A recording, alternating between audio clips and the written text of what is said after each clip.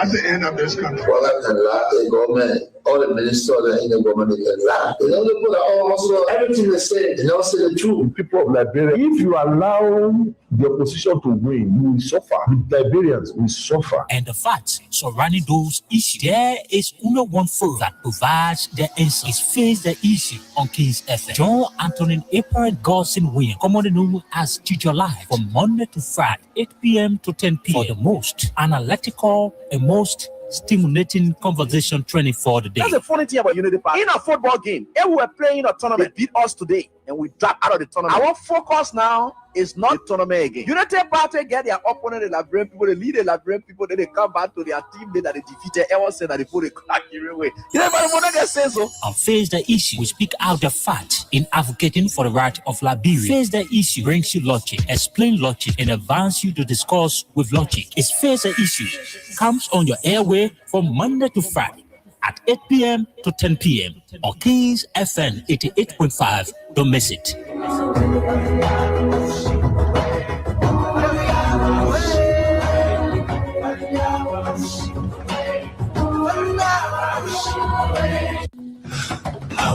Our government secure all financing, all road networks in the country, major road network, has signed on the President a 10-year electricity financing, 10 years for the World Bank. When Liberians are desperate for leadership to deliver, desperate to know the truth, and desperate to know the real issues confronting the country. They think they will see this election, you will not lie. Because if you do it, that's the end of this country. Well, I can lie. The government, all the ministers in the government, they can lie. They don't put also everything they say. They don't say the truth. People of Liberia, if you allow the opposition to win, you will suffer. The Liberians will suffer. And the facts surrounding those issues, there is only one forum that provides the answer. It's Face the Issue on King's FM. John Anthony April Godson William, commonly known as Judicial, from Monday to Friday, 8 p.m. to 10 p.m. for the most analytical and most stimulating conversation training for the day. That's the funny thing about Unity Park. In a football game, if we were playing a tournament, they beat us today and we drop out of the tournament. Our focus now is not the tournament again. Unity Party get their opponent, the Liberian people, they lead the Liberian people, then they come back to their teammate that they defeated. Everyone said that they put a crack away. You know, but they say so. On Face the Issue, we speak out the fact in advocating for the right of Liberia. Face the Issue brings you logic, explain logic, and advance you to discuss with logic. It's Face the Issue. Comes on your airway from Monday to Friday at 8 p.m. to 10 p.m. on Kings FM 88.5. Don't miss it.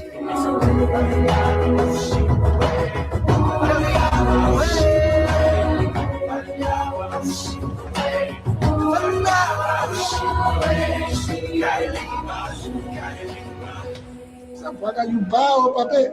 You bow. You collected $22 million again without PPCC involvement. Honored at this recent investiture.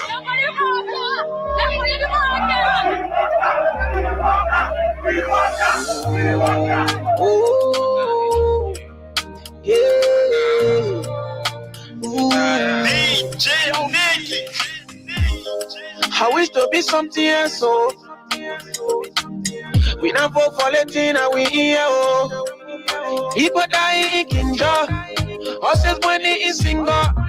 Parents crying for YFs. I thought they say we were in job. 100 years back and forth. Jarrah's life didn't go up. Yahweh Suole betray the labor. You get on over to finish give. Listen, we get gold, we get diamond, we get iron, oh. We get all, we get timber, we get rubber, oh. They sell the money in the bank and we are living, oh. After the 100 days, last quarter be the quarter, oh. But what kind of tree will go? Waka, oh. We tire, oh. Waka, oh. What kind of tree will go? Waka, oh. We tire, oh. Waka, oh. What kind of tree will go? Waka, oh.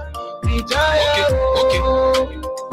Now the first time in the country you will see I'm to wrong. We're not talking plenty ego, we're not fighting them we're going. And when we're talking say the team I got to win to all wrong, you can just be looking at all that to say is sleeping among the men upon. Expressing my feelings on the song, the 22 million roll. You tell me how far you go. Then I only want talking say we are coming a bro. They been bossing from Ghana, the people saying police for A, yellow machine for China, they come and say no for A. Yama, when I'm feeling from here, Joseph Bogavin poor in there. What they get it made into SAP. What they get it made into SAP. What on the tree will go? Macao, we die. Macao, what on the tree will go? Macao, we die. Oh, I play the freedom of speech. Tell me why they sack people for MCC. Where the freedom of speech. When you talk, you get the government like Saki. We still trying to understand the government agenda. The rescue mission, while a fake impression. They get a job and lead the people with high expectation. Like who's a party asking when the tune will go. But how the tune will go when the driver is old? We been sitting in the tune, but the driver can wake up. Now all the funny thing they make all do back give up. But who think on the budget? Like they see me and I think on CPP document. The house are selling like Dillon and young people property. But Uncle Prince and Jerry praying for Baga to rap it. The country fire on a hustle, we can understand it. See how the people crying.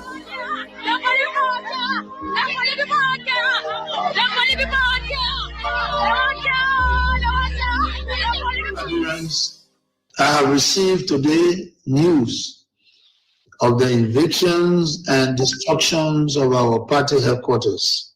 Unfortunate and regrettable as this is.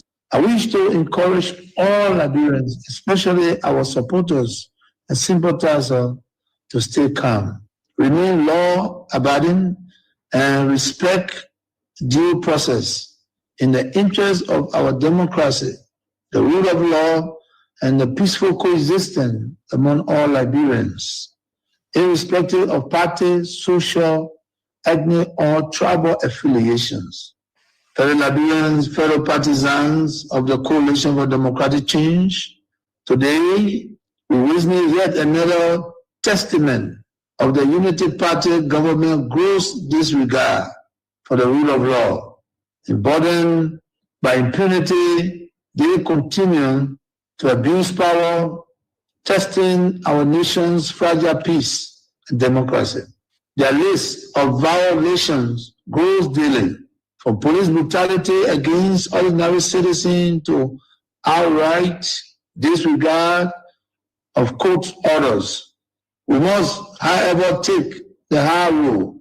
In the interest of peaceful coexistence, I urge everyone to remain calm, law-abiding, and respectful of due process, despite this partisan political mischiefs from the Unity Party government. In the legal battle over the ownership of the CDC headquarters, our party has always followed the rule of law and openly stated its willingness to abide by the court final ruling, regardless of the outcome. Yet, before the battle was fully exhausted, the trigger-happy partisans leadership of the police force, with direct instruction from Waka himself, spurred into actions. This was not a lawful eviction. It was a failed mission to destroy and erase the CDC in an attempt to fulfill their very wish Waka has repeatedly expressed to his lieutenants. While executing this criminal act, amid the cheers of their partisans, they failed to notice the loud silence of the vast majority of ordinary Liberians. Our people are in disbelief at this administration. Reckless behavior in its quest to consolidate power. Posterity will punish them harshly, while the loss of our office building is a setback. I want to emphasize that it is only temporary. We shall overcome this sooner rather than later.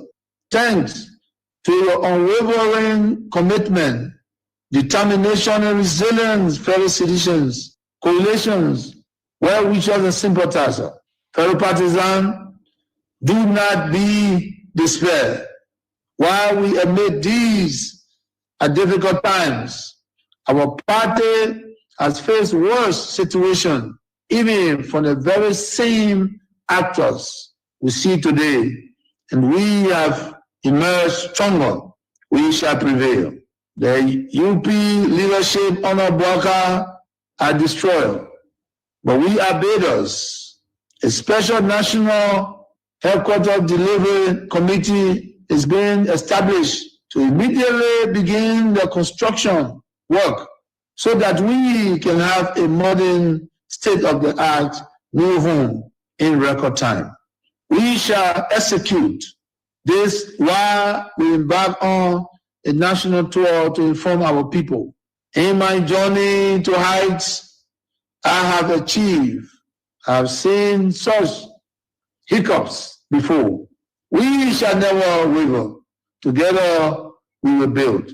We are survivors by history. We are blessed with a spirit that overcomes even the most tragedies and misfortune. Remember the unity, strength, and identity of our party and coalition are not formed in bricks and mortar. They live in the minds, hearts, and fighting spirit of our teaming supporters. Therefore, I call on every member of the party, our sympathizers, to mobilize and focus our energies on constructing our next premises. I must be clear, resist the temptation to take the law into your own hands. However disappointed we are by this outcome, I call on each of you to continue respecting the law and due process. Fellow partisans, well-wishers, and sympathizers, I am optimistic about the political future of our party. Together we will build a better home then for our party. So help me God.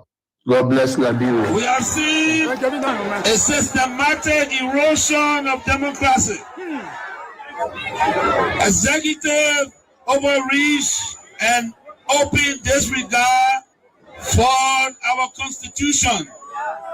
Lawlessness in the legislature, with the presidency turning a blind eye even when the sacred hall of our democracy go up in flames. Security forces brutalizing peaceful citizens, while millions are being spent on so-called operations that offer no protection to ordinary Liberians. They said we were the problem, but now the Liberian people can see for themselves. The real problem is the unity party that is now in power. The time has come to speak the truth without fear. This government is failing and Liberia is paying the price. For citizens, let us not lose hope. Even the longest night must give way to daylight. Even the strongest storm must pass. We are still standing and we are still strong. We will not give up on Liberia.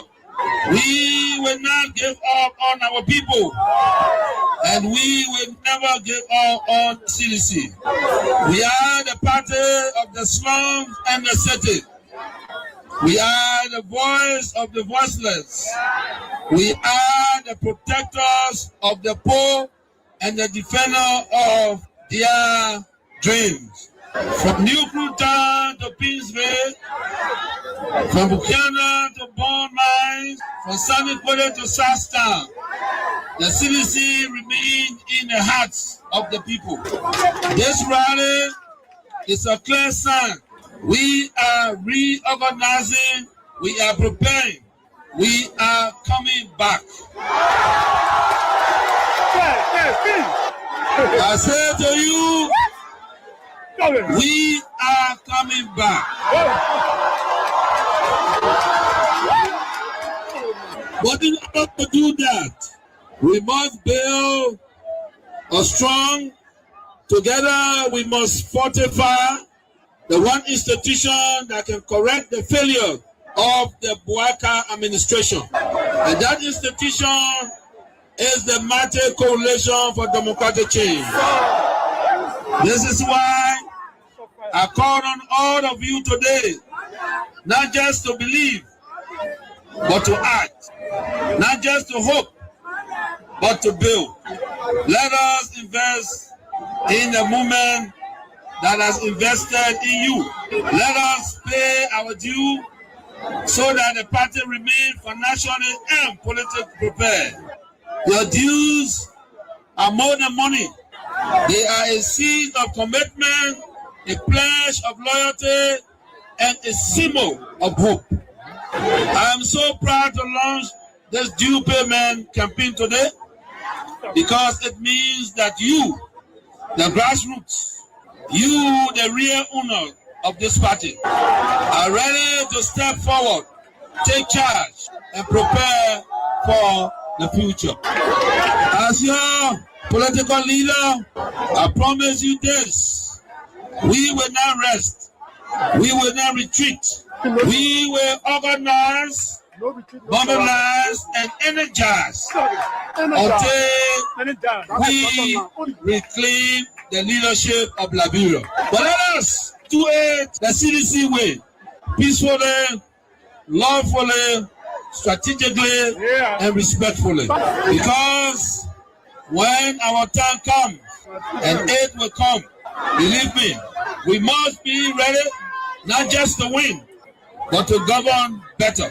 We must correct the wrongs, improve the system, and restore the dignity of the Liberian people. So let us unite, let us rise, let us believe, and let us build. And to all our young people, I say, stay focused, stay clean, stay strong. To our women, you are the backbone of this movement. Keep rising. To our elders, your wisdom is still needed. Stay with us. And to our opponent, we see the failure and we are coming to face it. Again, as the great Nelson Mandela said in a quote, it always seems impossible until it is done. Unquote. The party is alive, strong and mighty. The revolution shall continue. A belief we will uphold to death. The future is not beyond us. The future is straight ahead. And together we will get there. And so I want to close with this advice. Wait well. Liberia and Liberians will call on you again. And therefore, be prepared to win again and lead again. Remember, we are the common people. So let us all unite for the betterment of our country and our people. The Bouaka, we used to go to him, even fee Bouaka because of his title. Make it comfortable because of a title. But you see what he's doing? You got a lot of gangsters around here and thinking that Liberia is afraid of gangsters. It's a lie. But you should be concerned as well. Why it is true that you're in opposition, you should be concerned. You also have a responsibility to maintain the peace of the country. Though the burden has shifted on the government to maintain the peace. I've always kept the peace of the Republic of Liberia. Okay. During Ellen time, I've kept the peace. During President Dota, I kept the peace. Amos Oyo time, I kept the peace. Charles Taylor time, I kept the peace. I have never broken anything in this country. I work for peace in our country and I'm on record. Even the United Nations know that I work for peace. So I'm not trying to break the peace. What I'm telling you that those people that say they came to rescue us, they are breaking the laws of the Republic and it is wrong. If you can't see it, AB, it is wrong. It is wrong. Because in the government that I serve, tenant position was respected. Today, you can say that you're taking the person off because he associated with somebody. No, but you see, we are different. The respect I have for Ellen Johnson, I kept that respect. And the respect I kept for her, to respect the laws of the Republic. I even work with Ellen Johnson as a peace ambassador. I don't have a issue of keeping the peace of the country. Of course, we are peaceful. But we will not allow people to break our laws and then intimidate people and we just sit. That would never happen. You know, we in opposition, Ellen Johnson, Madam Ellen Johnson said, let me give her the respect because that's somebody that I respect so much. She did some things that we disagree and we went to her and spoke to her. By the rule of law, you know, we have the right to protest and we protest, we went to Ellen and she understood that. She came on the table and we talked. And the government need to really invest. The people like you that get the type of structure, they come say even they could just be getting $1 million for the budget year. Every year they give you $1 million. You're in If I were president of this country, I should go and show you his wonder. You're not believe it. We told Joshua for what? You're not footballer. Yeah. A football developed country.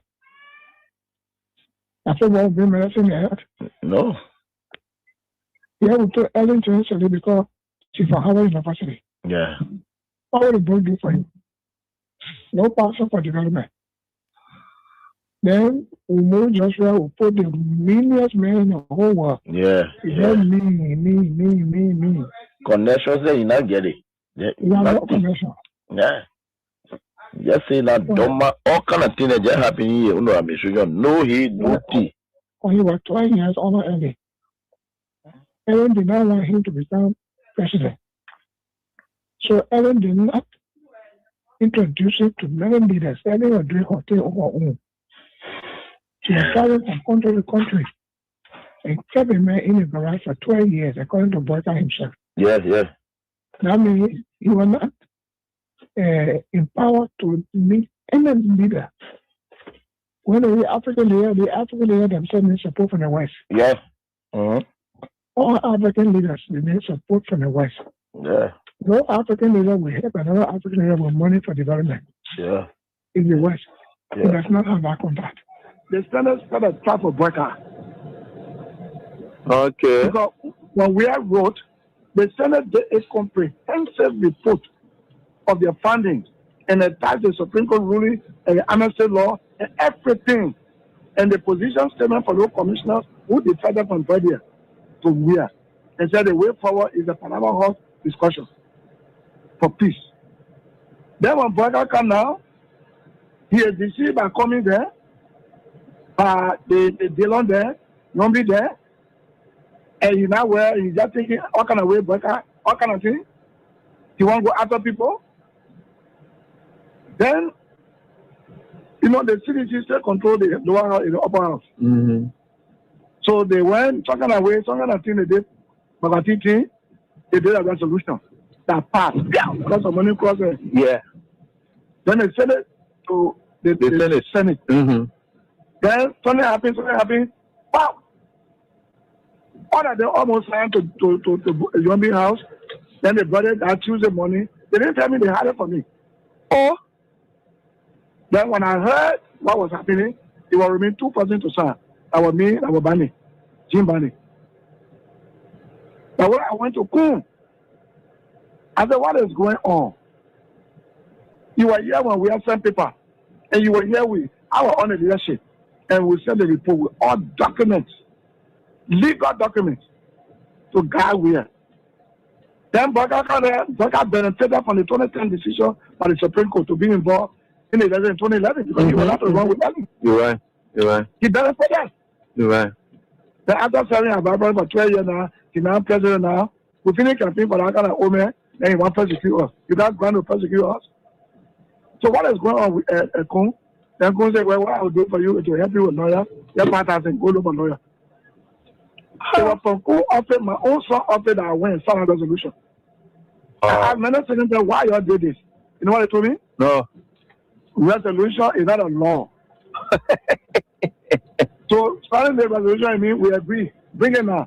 When Baga send a bill, they will not put all the law they put in now and back it. Oh, okay. That was a smart move. I said correct move. President Walker 2025 budget will determine his clear vision for the country. Okay, so it also includes the development of some of these problems. For instance, I know it can be argued understandably that the overpower bridge that the Chinese government is about to build and the road from Cassidy Boulevard to 12th Street, they were all in the pipeline. That's true. But it was blocked in the pipeline. The President Walker's visit to China, reassuring China that when we are taking action on the global stage, we will take it with our own interest first as a country, not to please any other person before Nigeria's interest, and then people fighting, then we join inside and vote. Just a final question. Yeah. So, you see, he visited to the FOCA, to the China Africa Forum, has now got China excited with the new commitment to come do this project. They are in town already. You call the Minister of Public Works, he will tell you the Chinese government don't waste time when they say they want to do something. But when you start on their interest, then you're in problem with them. Now, anytime we want to do anything on the global stage, the first question we should be asking, what's in it for us as a country and people? And if what's in it for us is good as a country and people, if other countries benefit from the trickle-down effect of our vote, okay. But we must never again vote on something that will hate ourselves as a country and people to please. Reactionary tendency! Rudeness!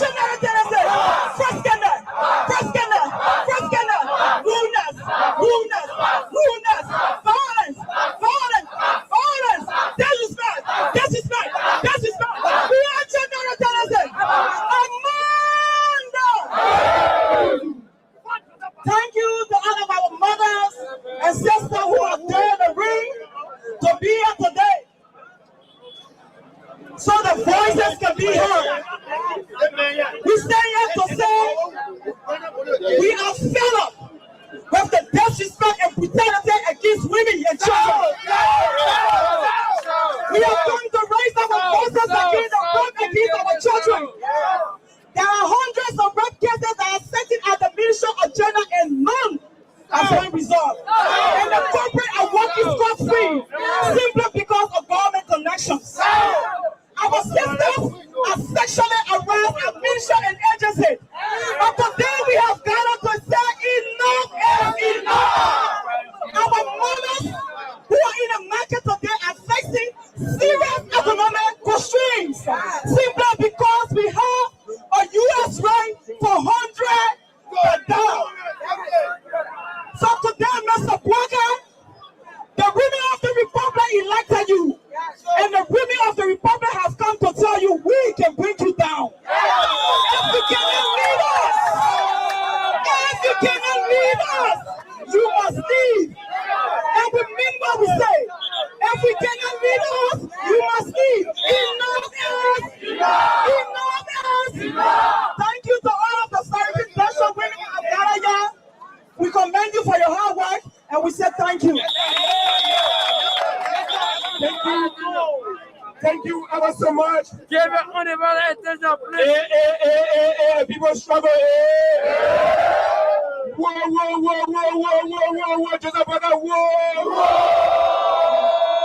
Boo. Just about that. Boo. Just about that. Thank you very much. You want to put a hand together for yourself, please? Thank you. We want to say thank you very much for showing up to the young people across the 17 electoral districts of Massachusetts County. We want to speak to you, to our young women and girls. One man who happens to be the Minister of Internal Affairs, he raped a lady. Today he's still the Minister of Internal Affairs. process humanly has not been investigated. Joseph Parker came here. He lied to us that you'll get multitude of jobs. Young people graduating from University of Liberia, other universities, no job, no program for young people. We want to say to you, we are happy today that we have come here. But we have come here, like the chairman said, to present a petition to Joseph Parker. If Joseph Parker does not show up, we will not present our petition to anybody. And we are emphatic about it.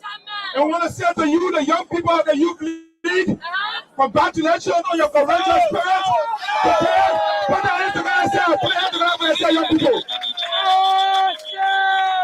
They said to you that you are not going to challenge the ring.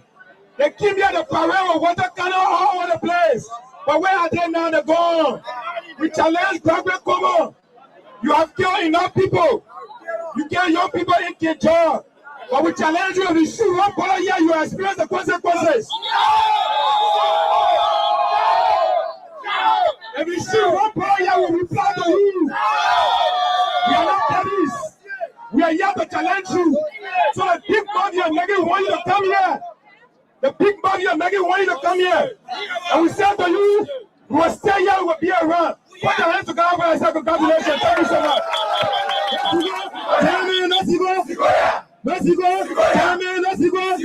Thank you. So, again, Honorable Chairman, great. I want to say thank you to you, Liberia, who tell us today. I want to say thank you to our motorcyclists, to our truck cyclists. We want to say thank you. Thank you that you stood with us. You defeated all of the lies. And let me say this to you, Mr. President. We promise that until you receive our petition, we will not present our petition to any criminal. We are aware that Richard 2 is a role, and we will not present our petition to him.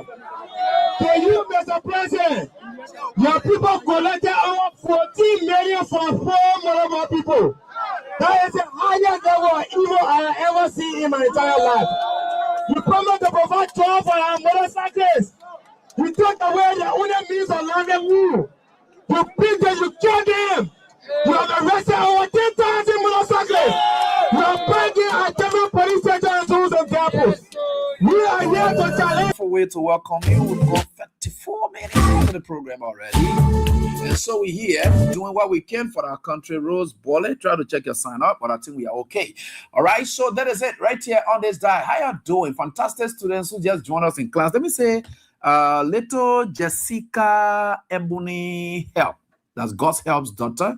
That's up to you as you celebrate your natal day today. I wish you all the best. Your father had been a great friend of mine for a very, very, very, very mighty long time. So I'm very grateful to all of you for joining us right here tonight on this very day. And we are grateful to the Almighty God that we are here beaming with life and out of good health. So you're now come to class. So you're right here in class now. So we're going to do all we can. Let me say that's up to you, my own darling mother. Oh, she's expected anytime in country, anytime soon. And that's you, Dorothy. That's you. So let's go on. Hands up to all of you fantastic students who made your way to class early enough. Always there to recognize earlier.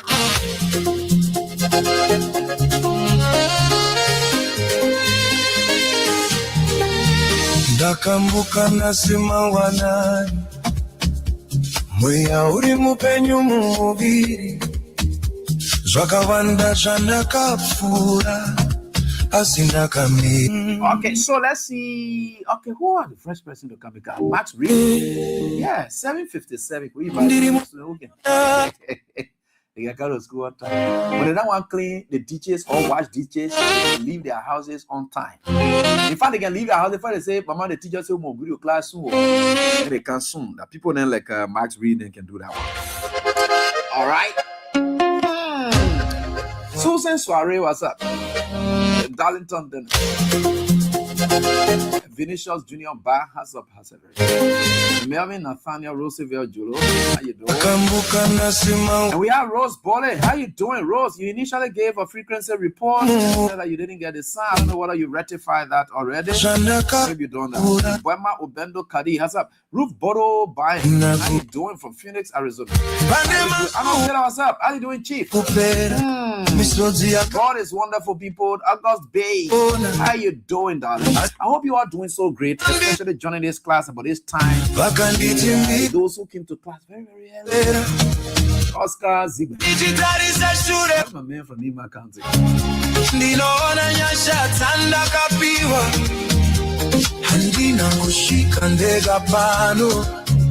Philip Cry, how you doing? Andrew Dalle. Saturdays on we Woodograph. How you doing? From Georgia, USA, Julie Z. Kennedy. How you doing as well, Julie? Baby, I'll be my Todd Jr. How you doing? Colin, Wookie Davis. Taylor Stevens, how you doing? He also came to class. LA North. That's up to all of you. Please share is that and please from Taylor Stevens, Bento Kadi, William W. Wood, Tony Basso, how you doing? Omilias Flomo from GSA Road District 6. We have Jimama M. Dixon. How you doing? Boulevard Gatnosville. Crescent Boulevard Gatnosville. We understand that. Musa Brown. Fana Atme Seko.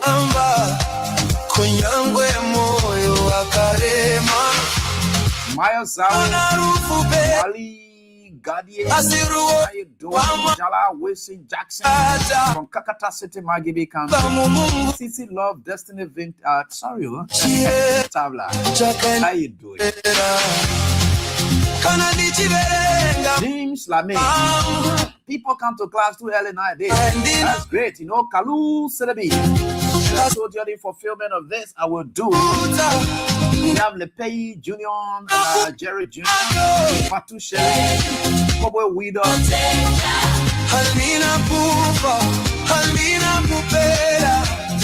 Okay, Fatu Sherry, how you doing? Forrest Cooper. Mema K. Johnson, Bellotti, Sensi Kazulu, Koba Mansa, Turin, Italy. How you doing? Adiatu, Bebeke, Kamara. We have Man Jebel, B. Son Kamara, also in class, and Yvonne Davis follows. Paris Slobet, how you doing? Our P. Swall as well is also here with us in class. We have D. Obel Moore, fantastic students Asata Emila. How you doing? Joseph Jensen, how you doing? Adam Washington, we are all great people. Nina Kwe, how you doing, my darling sister? I hope you're doing so great tonight. Masalam Dami, also in class. Breaking Limits Mbayo, Rita Yulo.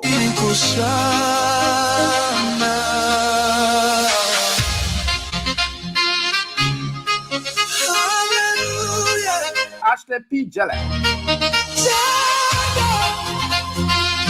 And we have Jeremiah Flubo Tupa.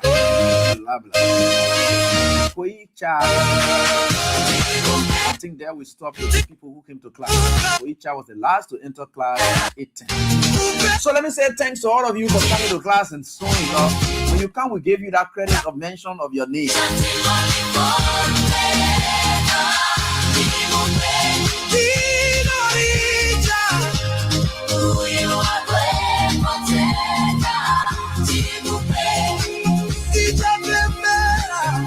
Okay, folks, we are right here together, and the class is quite tough and ready. This is how we roll. We are grateful to the Almighty God for everything that He's doing for us and continues to do for us. We're right here together and doing what we can for our country. And we are right here, radio sounds so sweet. Your night becomes so better. Even if you had the most stressful day, just by listening to us, you go to bed very, very sound. This is where we water your flowers. Your daily hot flowers, whatever it is, we water the air, you come up very fresh. So we are grateful to the Almighty God, and we thank you so much for everything as we move on. That's great for us, and we are very grateful. All right, this is it right here on this very time. We will get there. We will get there. Anybody who didn't hear, it's on there. Don't look for a place to go because you didn't come to class on time.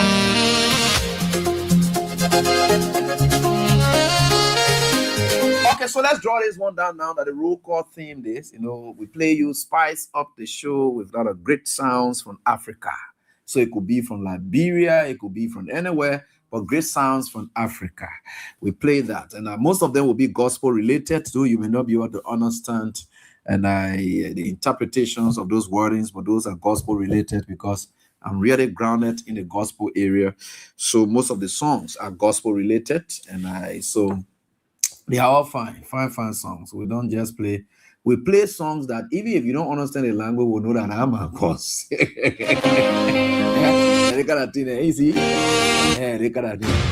want to real gospel song. They're going to play yeah, hallelujah in the end. I put it in the first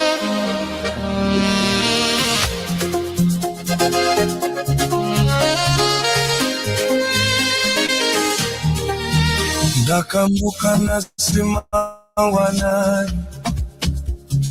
mweya uri mupenyu mumuviri zvakawanda zvandakapfura asi ndakamira handina kuwira pane mazuva ndakafunga kupera misodzi yakawira pasi isina kuona asi Mwari vakandisimudza vakanditimbira hausati vapera kana nichitarisa shure kwandafa ndinoona nyasha dzandakapiwa handina kusvika ndega pano ndiri mupenyu nenyasha dzake ndiri mupenyu ndinotenda mweya wangu unorumbidza ndiri mupenyu ndakambira nyasha dzandisvitsa pano ndiri mupenyu handina kupera zvandakaona handikangangwe ndiri mupenyu ndinopembera Mwari ndivo vakandichengeta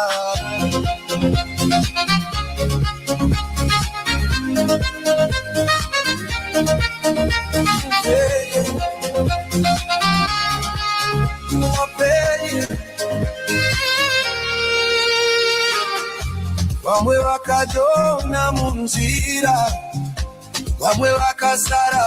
Okay, so let's draw this down now and then get into the business of our job I'm here to do.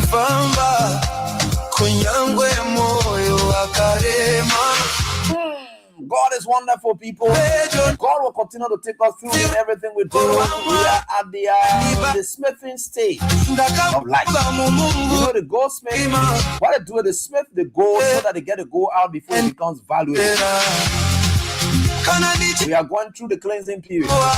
It's tough, it's going to be rough, but it's all meant to get us cleansed. And we are grateful to the Almighty God that He's going to take us through this time.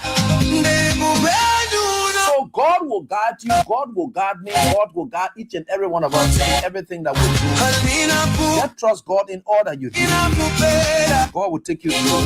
It's not that easy. It's going to be tough, but it's going to be successful. And you're going to smile. There's always light at the end of the tunnel. And you will find that light when you have to consistently go through the tunnel. You will see the light. There will always be light. There is always light at the end of the tunnel. So I like it. God is there and God is guiding us all. Those of you, wherever you are, any part of the world, this is your show. This is where we are. This is what we do for country. And we are very grateful to the Almighty God. At least we are getting there. God is guiding us every day of our life. Thank you so much.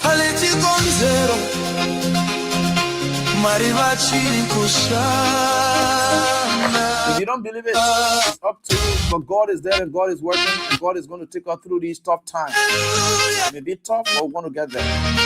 The Israelites didn't get it easily. They went through tough moments, though it was a promised land that God had given them. Remember, of God promising you, did this a land. He didn't just drop them on the promised land. He passed them through deeper and tougher situations. So we are going through ours today. These are teaching moments. Don't look at it just as struggle. Don't look at it just as anything that is painful, but of course, look at it as a lesson. Every difficult moments that come your way, see the lesson that is taught within those moments in it, so that you don't repeat it. If you don't learn it, if you don't really capture the lessons taught, then of course, I don't know what the essence of you going through it. Then you got to go back again. Then you go back and recycle, right? So if you went through struggles through all your life, and you did not learn anything from it, then you will continue to repeat the life of struggle until you can learn lessons and graduate from struggle. That is life. So you got to know that and know it for yourself. We are grateful to the Almighty God and will continue to be grateful. It's not going to be easy. God did not promise us that it was going to be easy. Even when he sent his only begotten son, the duty was clear, the mandate was clear, that Jesus Christ, for him to go and take a place at the right hand of his Father, it was never going to be easy. He had to go through several tough moments. He was rejected. He was humiliated. He was denied by his own disciples. He was sold by his own disciples. The closest of people to him were the ones who orchestrated plans and all against him.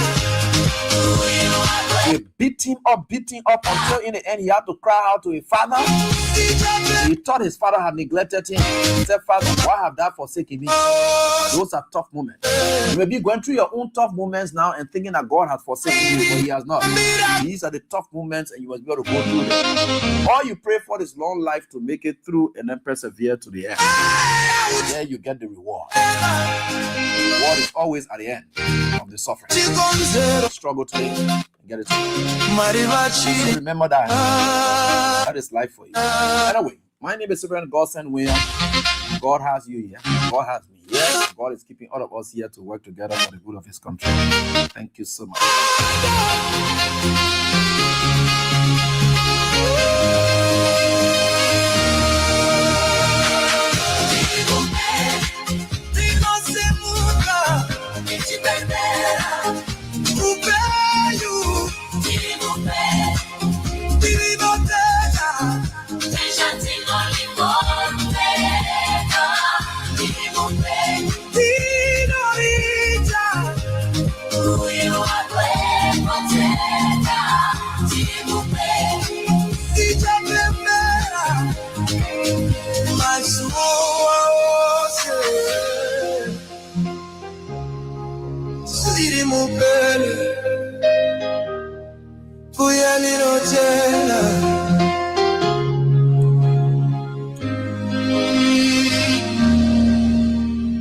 Okay, so thank you for joining us tonight right here on this very day, and we are grateful to the Almighty God for everything that we go through on a daily basis, right? Yeah, good or bad, God is there and God is taking us through. So we'll certainly get there. And I think we are all happy and that we've got life. Those of you listening to us at the moment, there are others who are sick in hospitals. But we just have to be grateful to the Almighty God for all that he does for us. We want to make it to work. That is our strength, and this is our own area that we have signed on to. So we sign on to these things, and we're going to make them to work. So we say thanks to all of you for everything, and we are forever grateful for everything that we go through. It may be tough, very, very tough, but we are certainly getting there. Yeah, we are certainly getting there. With God, all things are possible. Right? Yeah. All right. So let's get there and move on tonight. Today, just yesterday, we talked about that concerning the yellow machines. I just came up like a Coca-Cola. I don't know, Coca-Cola, you know, when you open a Coca-Cola The way it just foams out, and of course the foam just all over. If you are not even careful, you burst the bottle and all. That's how it came. But we're able to nip it the best way we could. Today, we are where we are. Those kind of things don't last. You know, fakery, trickery, all those things, they don't last. That's why it's good to be real. Only real things last. Fake things don't last. Real things do last. Yeah. Only real things do last. Fake things don't last. Yeah. But we are here. And we know there are issues that are unfolding across the country. The country is static. There is nothing after nothing that we are hearing about. Every other thing. And let me say thanks to the Ministry of Public Works Maintenance Department have demonstrated that at least they are able to maintain roads. And we see them passing those roads in a durable manner. So let me say thanks to the team there and for doing quite a fantastic job, because some of the roads, the community roads, especially the asphalt pavement roads, and they are being deplorable. And some of it, if you don't give them care, it gets too bad. Well, at least they are doing well in the communities. You know, sometimes you're passing through, you see them, and I think it's quite a good one. And we must appreciate them for that. These are things that we appreciate, that when we see, we appreciate. Though we know the previous government, and I work on some of these roles, but at least the current government is doing more on these roles, trying to make sure they pass them, the quota, the roles then with some quota stuff, then are durable. Yeah. So we must appreciate the team there. You know, one thing I always told people is, you can play politics with everything, even no matter what it is. Whether Joseph Walker wants you to make something to be cosmetic or maybe to just be fake and to prove a point, say no. I, as Abraham Godson William, as an engineer, I went to engineering school to learn about engineering. And the best impact of that is to be felt by my people. I can be an engineer and undermine the progress in my country. So I will not be an engineer. Then I do something, no, not because of the money. I owe it. Every perfection in it, we owe our patriotism vow to that.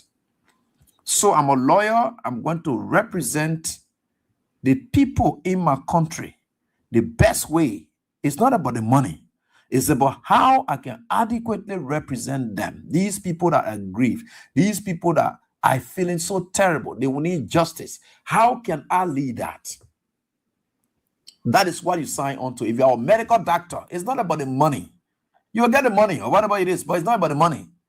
It's about the impact you make to society. You know, when we were in school during those days, I don't know whether several of you study the social study books they used to have at the time, where you used to see Blamado and Conado, right? Those were times when civics, though it did not come up as civics, and they were teaching us civics, no, but those were the times that you could see in these books, the social study books, that in the social study books, where they have Blamado and Conado, you see Blamado on this side, Conado on the other side, Blamado, Conado. That Blamado, Conado book, the social studies component, we'll open those books, and then they start telling us what society is all about in these books. So sometimes you will see tailor. Then they will say, what is the role of the tailor in a community? All of their teachings at the time, they were teaching us. They were not talking about what is the role of the tailor, how much the tailor will be able to get, what kind of money the tailor will be able to. No, those were not things they were teaching us. They were telling us, say, this is a tailor. So they will say the tailor role is this. The tailor sews clothes for people. That is what they will teach you. Because that's what it's all about community. That entire book, if you ever read it before, or your children ever read it before, whatever, it is still reading it today. Those books were community-sensitive education mechanisms that were put in place to teach us about what being in a community was about. So now you'll see a medical doctor. Then they will tell you, say, this is a doctor. What is the role of the doctor? The doctor helps people in everything they will tie it to community. That is what they used to do. So everything we're learning there And then they were there telling us everything was about community. So we saw, in fact, in a book, I begin to see data. In a book, I begin to see tailor. In a book, I begin to see a lot of professions. It's not about the money. That was not what they were teaching us. They were teaching us the role of these people in the communities. So if I'm a medical doctor, my role, my sole and primary responsibility or allegiance or commitment is to the community. Now, what they taught us, now why you see some of us community service today, we are on it. All the radio thing that you see us doing, even the law thing that I say are doing a passing. If you see that thing that just doing, people just flying me on what they say, oh, if you just come in the law fee. No, that is me. I am used to community services. That is me. In other, because I just come in the law fee, people be doing free thing. No, that is what we were taught. No school then the people taught us. The thing they taught us down there, these things will go with us, and people don't understand. When these people were teaching us, the thing they put in our heads, we didn't part away. No, we didn't part away from them. They are with us, and we are passing around today. So, whatever it is, any loyalty, you my client, you're not satisfied with me or whatever it is, we come to a common ground. If there's anything I want to call you again or something bad, things are not able to case, I leave it and go my business. I'm not forced to take your money. If I know you not get anything, in fact, most of you are going to be connected, oh, AB, and I charge us this here and there. I say, why always when you approach people, the first thing you do, charge us this. I say, let me just hear your case first and see what I can help you. Because if I can't help you now, they have to charge you and do all the things. Let me just hear your case and then know what it is. Then I can tell you whether we can proceed and whatever it is, we can go to. So now we're just charging. So you see, by the way, with God, we are there. And that is very much important. I'm saying this to mean that the guys at the public works ministry, especially the engineering department, those guys who are there, road maintenance department, whatever, I want to tell you, thank you. You're doing it for your country. Sometimes when people come in, they want to do this here and there, and say, no, tomorrow you people will leave. We don't want to stay here. We got to put the best for our country. There's a guy who from the engineering department, I think we are administration. Yeah, he asked me, he said, oh, AB, certain construction work was out of going on somehow. So he contacted me and said, AB, I'm an engineer. This is my country. Though these people are subcontracting us, but we are telling them that despite us being subcontracted, we owe it to see the best quality for our country. So he said that. He said, AB, I'm an engineer. I know they're subcontracting us for us to help them, for us to be able to join to implement the project, but I am stressing on durability, quality. That is what it is. Because, look, that is where you owe your community. You will get your money. But what does the community benefit from your work? For you to be boasting, say, I'm a lawyer, I'm a doctor, I'm an engineer, I'm a zoologist, I'm a biologist, I am this, that. All the bragging that you're doing, if the community does not feel your impact, what is it? It's just for you to get salaries? That's what each and every citizen appears to you. As a public servant, you should first think about it that man is taking a message out there in the community to you. You have to know these things. We say them every time. And these are not things that we're saying you should do that we can do. We are doing it on a daily basis. That's why you see nothing can discourage me. Even people not giving money yet, doing all the things. Look, your thanks for your money that you're giving. You're going to be supporting these stations there. I want to thank you people. You all know what you're doing. Some people said they don't care. But you people care. And because you people care, we ourselves, we care too. So we are here. It's all about love for country. It's all about love for country. It's about giving back to your country. Right? Yeah. So I want to thank you people so much. So I said, guys, yes, you see the rules. They are doing it. And you see the thing in there. Yeah, I'm enjoying that. I must admit, I'm enjoying that.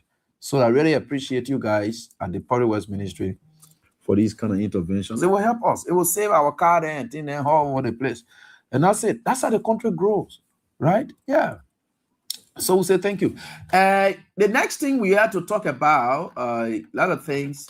You know, we not let some of you who never see any good thing in this country unaware. Who never saw any good thing in this country unaware. No. The one day you want to politicize that the one will jump in and tear you apart on. But the one day you're doing good, honor your administration, will highlight it. Because tomorrow, the moment CDC comes to power, will highlight these very good things. For us, we'll not see good thing to be bad today, then tomorrow, because it is in power, we see that very good thing to be, no, we're not going to do that. One thing I know for sure, the thing that's suffering you is that you're doing plenty of bad things. You are stealing from the country. That's where we have problem.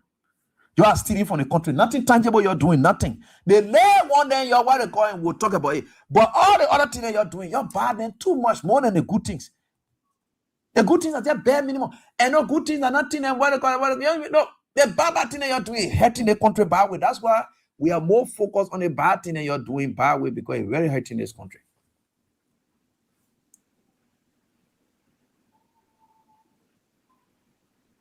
Right? Yeah. So what do you people want me to, what do you call the country? What did Judicial do? What did Judicial do? I want me to talk about. Let's leave that one and we'll get there, because we're getting on something very important tonight.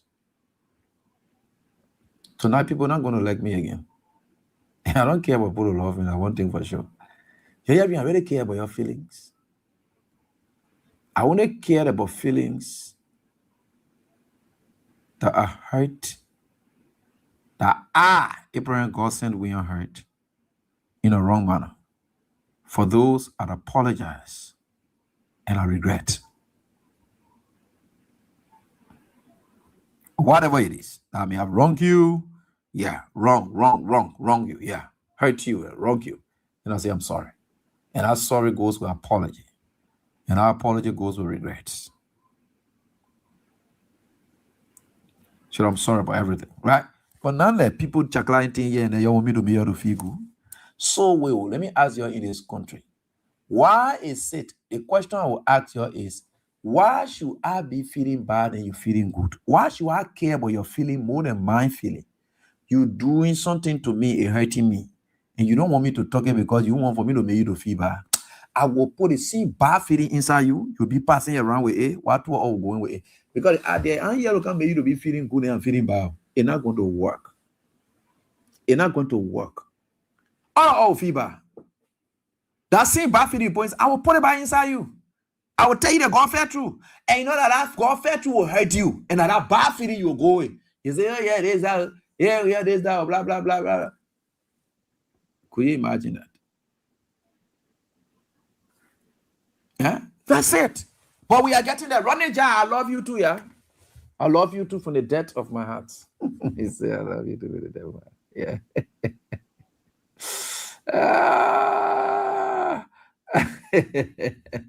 We are certainly getting there, right? Yeah. So let's get on with why we are here tonight. Why we are here tonight. Let's get on with it. And we thank God so much that we are right here to speak to the issues. I know that I am part of the legal profession.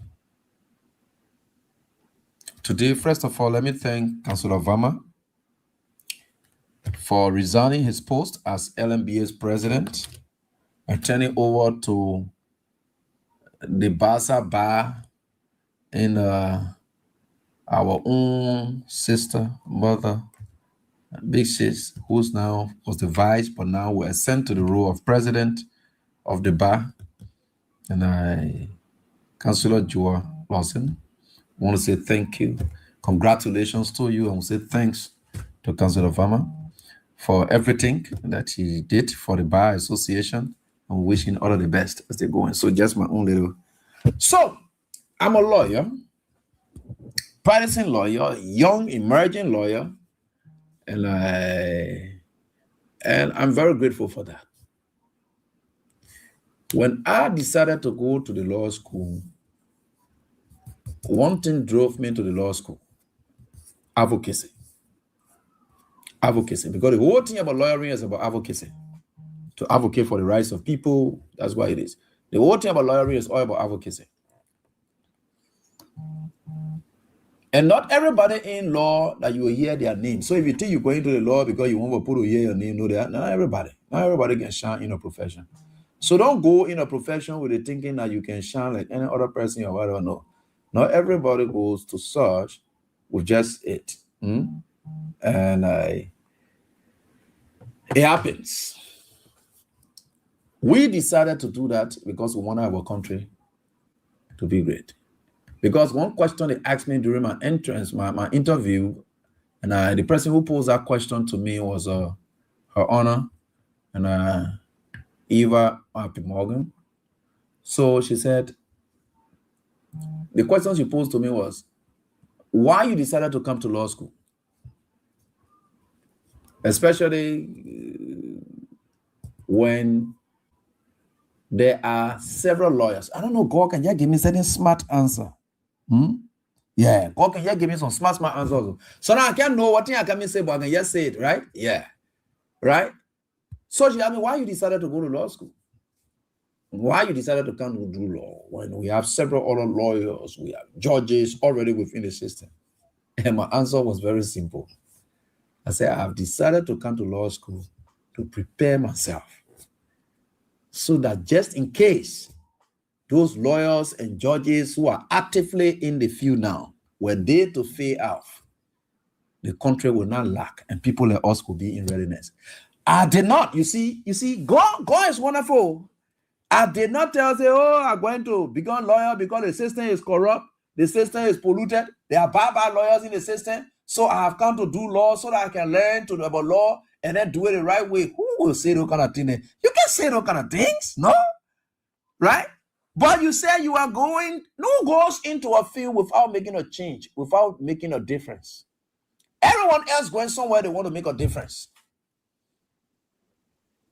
If you ask any footballer in the Warrior now that they want to play football, they say, I want to be even more than Cristiano Ronaldo. You want to be different. Where was different. Right? Where was different from Betty Pele. His own class, he stood out very tall.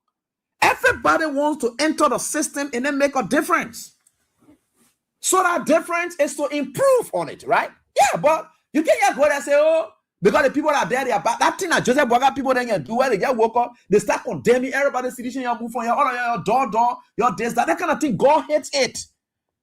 When you are entering a system, you have to humble yourself. You don't have to act like you are gods over other people. Whatever it is. Even Jesus Christ, whom the Father sent him, when he went to John the Baptist to go baptize him, John the Baptist said, no, I can't baptize you. You are the one that's going to be baptized. He said, no, don't try it. I came here to be baptized by you. Don't I know you are earthly man? I know you are who you are. I know your story. I know where you're from, but I did not come here to come baptize you. No, I have come to you so that you will baptize me. That was Jesus. He humbled himself. But you go into the field, you go into other places, you tell people, oh, I can do that one, man. I want to go here to that the thing are suffering Unity Party here today. They woke up, they condemned everything people were doing. Up to date, the thing that's suffering their own project is that they don't want to even appreciate that people or recognize people who did something before because they had already said CDC did nothing. So how would they reference those nothings and subscribe and ascribe it to CDC? How would they do that? They can't do it. So you see what's suffering them today? Why you hear all the noise? Why did you everybody that do that? CDC project, we are project because that is what it is. You don't do that. So when I was setting that interview, that's the last stage you will pass before, because the interview level you can also fail. You can pass the law school something. You go to the interview, the way you answer, they'll fail you. Because one man went and sat down, just simple question they asking. They say you come to the law school, you did that, full of integrity, blah, blah, blah. They asking question, have you ever lied before? He said, no, I'm not lied before. How will you say that in front of people there and say you're not lied before? How is that one possible? So they just look at you and say, you're not sincere. You got to come to law school because you're not already sincere. You start here, we ask you, what are you not lied before? You say, no, you're not lied before. How you say you're not lied before? You can't. So when I decided to go, I did not enter the law school with the thought of coming to condemn the system and say, everybody there is ratting, we're going to change everything. If I sat in front of the panel and told them that they were going to disqualify me straight and say, you're not ready. Because you know, when they were interviewing me, those were the same lawyers sitting there. Those were the same judges sitting there. I am condemning them at the same time I want counsel from them. It will not work. That's why Jesus Christ was very smart. He did not condemn everything he ever said. He never condemned. Even when they ask him questions about, oh, people say you did that, blah, blah, blah. He say, why your own thought is what about us? Forget about what I think. Because if you left with me and believe I'm king. But why you're not thinking, do you think I'm king? What you believe is what matters. It's not about what I think. So that is it. Right? So it's not about what I think. So when I decided to do that, that was the basis. People want to hate me for this, but I don't care about that. Because I'm not forced to only be lawyer in this country before I will live my life. I can do advocacy anywhere else. I can do advocacy anywhere else. I'm not forced to be. I can do advocacy anywhere else. I will still live my life. That's God. Got several other professions that I've already, I can go do my teaching and do the 1 year, and then I will still live my life. That's not an issue. But it's good that we set the record straight, especially in our country. When things are not going right, the way things are going on in this country, that made people more early then to come up and then speak the way they spoke, is scary for our country. Sometimes you want to say more early than the way they're speaking is wrong, but these are the people that are involved with the system. These are the people that are involved with the system. So if they are telling you that the justice system is corrupt, it is not for us as lawyers to say it is not corrupt. It is for the party litigants who are there and people going to them, other lawyers going to them and telling them, say the judge say you want XYZ before the one can work. But so you don't blame them. You don't blame them. These people are lay people, they are not part of the system. They may assume, but equally so, there are people, especially of men,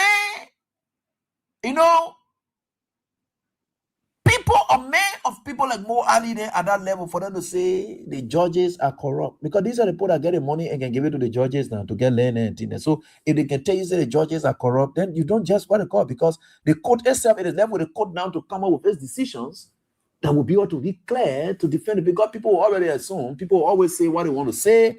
They want to assume that the court is like this, the court system is like this, blah, blah, blah.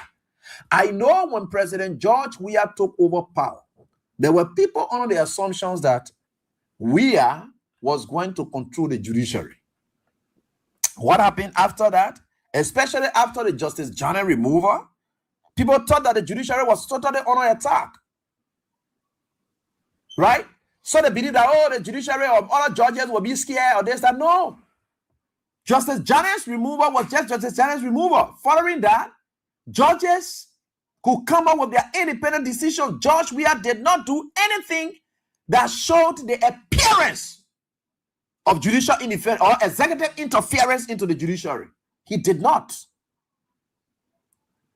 People that Yeke Koluba then went to court, they came out standing in front of the courtroom, accounts are free. Yeah, there was no interference. More early, they were called to the police station. They did not stay at the police station and bundle them to court and carry them in jail like Gregory Coleman doing today, keeping the lawmakers at the prison facility and saying, no, we'll send the other lawmaker home. They are like, no. Can you imagine? Other more early than they walk to the police station, people that feel they can't get and I don't even know the sound, what they call it. They the one went and decided to sign. Costa was signed for. He had to escape the country. Those were the strongest critics of George Weah at the time. That was the test of our democracy. Did George Weah pass it? Yes. You may not have loved it, but it was good. And this is the reason why we are able to have a ground, a moral, on which we can sit today to question the system, the way it is working today. Because you know what? We are just assessed a system under George Weah. So we're now having another system, the same system functioning under a different regime. So the system functioning under a Weah was different, that we can give you classic and several examples for. And the same system functioning under this regime, the way it is functioning is quite different. It's quite different.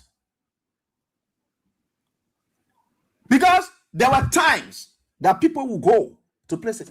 I want for you to tell me today whether oppositions, right? People who are from opposition backgrounds, whether they did not win court cases against the government under CDC administration. They did. Because that was the law. The law is the law. We are going to crucial elections. David Etta Brown Lasana were caught in doing in-house trading or blah, blah, blah here and there. The court dismissed the case and said because the issue of the code of conduct are supposed to find her liable, it did not do. David Etta Brown Lasana, the same lady who slaughtered CDC at the election. You think CDC really wanted that lady to what they call? No. But the court system, that's for the in-house trailing thing that she was doing, they dismissed the case against her. It wouldn't have happened under Joseph Boakai administration. That one I can bet you on it. Sometimes the way the system works now is that it makes it appear as if you want to see that the people are, and we are struggling, right? And those of us as lawyers, we are agents of the court. We are protectors of the court. And it hurts us so much that laymen will be sitting out there thinking that the court system is like day, the court system is like day, the court system. Sometimes you wonder, how would they know? Because the simple men out there, they may be as simple as you may think they are called a layman, but some of them, they understand what the law ought to be. And that's what I always gave classic example about a tailor and that of his customer. The customer does not know how to sew, but the customer knows when the tailor sews a cloth good, the customer knows it.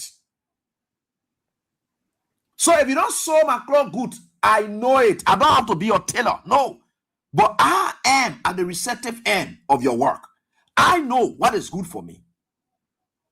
So the way the system working and doing, we got to be very careful because, when people start carrying these kind of perceptions and it's going wild, something that we are under his administration, they defeated to the extent that even the opposition had confidence that they were going to an election that would have been free, fair, and transparent. That confidence was built by the WIA administration. It is WIA that broke credibility despite the Brandon Samaga issue that they were talking about, blah, blah, blah. They themselves, they saw it in the end that the law was the law. Today, can we say the law is the law? Well, I can say it's not. As an agent of the court, no, I can't say it's not. But the way we conducting ourselves, people are being denied bail. They're not coming, whatever it is, bailable offenses. People are being denied bail because the government does not want to see them out. And those are the kind of things when you can call about them, could just walk to police station the next day. In fact, the very day they are outside. More early than walk to police station, never a day they slept at police station. Costa walked to police station, there was never a day that Costa slept at police station. That's the law. The law was the law then. It doesn't matter whether the government likes it or not, no. But that is the law.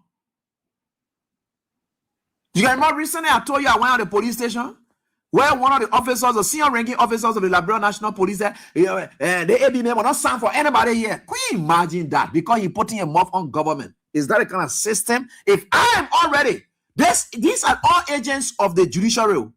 The very police here, they are all agents of the judiciary. Right? So if a police officer walks in and say, the ABM will not sign for anybody here at the police station here because he can be putting a mouth on government. Oh God, what is that? Then if that can happen at that level, think about it. That an officer who's supposed to go investigate a case that was carried to him by a person from CDC, and then that investigation, you know what that officer is going to do? He will compromise the entire case because the person who is the party complainant, and who eventually is supposed to turn to the private prosecutor, that person there is from CDC. You know what the police is going to do with that case? They will rubbish that entire case. No justice. Because the policeman is there. You're making people to think that they are agents in the courts. And then they look at you and say, the person had a CDC lawyer, or the person that does that. All those kind of things. They brand you. Until today, we can see people looking at people in courtrooms and say, oh yeah, I'm a United Party man. And let me tell you the truth. There is nothing that have appeared before the courts in recent time that involved the CDC officials or whatever that they have ever won. Never ever. They have, I don't know why, but they haven't, even including bails, they haven't been. They haven't. A lot of things are going on, and we have to be very careful, especially these people must make sure that will maintain the integrity of the system. We have to. The court is the last place of hope for mankind on earth. Clear. Who told you people can criticize ruling of the judges or whatever it can be? That one part is called for. You can do those things there, here, and there. And there are several other measures the Chief Justice putting in place now, which of course is meant to strengthen the court. And I even see magistrates to have to go to school for them to attend and pay their attention to their school. And then come, a lot of judicial reforms are going on his watch. And those reforms are very essential for our system. Those reforms are very, very essential for our system. And we look forward to more of those. But when it comes to the political cases, the judges and people handling them have to be very, very careful. I'm not saying that be carried away by public sentiments. No. It is not a business of the court to be carried away by public sentiments. You are trained to stand against that. You are trained to stand against sympathy. You can be seeing somebody crying right here, and you were trained to look at that gavel and still knock it bow. You can't be empathetic. No. You were trained for that. But we have to be very much careful. Because sometimes when you hear those politicians out there, they say that man will never cross it. Or maybe you will either think that either the judge and the prosecutors can plan it and say, file in the other motion before me, or do they one here and there, I will grant it. All kinds of things. Whether they can pre-plan the case against me, I don't know. Because I'm really confused. Because up to date, I'm still confused. Very, very confused. And we are certainly getting there. Look, people should learn to have what it takes. You know, there's a movie I watched, and the lady said, she said to this guy, she's one of the lawyers, and she really brushed it out, and then she told the guy, she said, do you really know that every time you look at me, I'm really down with you? The lady approached, and the lawyer said, you know, and I'm very much, very much down with you. But she told the guy bluntly and said, despite me having a feeling for you, because you always look at me and I don't like your business, but I want to tell you that I'm down with you. I love you. Then she quoted one of her professors in school before. She said, you know what one Zoe Louis told me? She said, as a lawyer, you should have no appearance.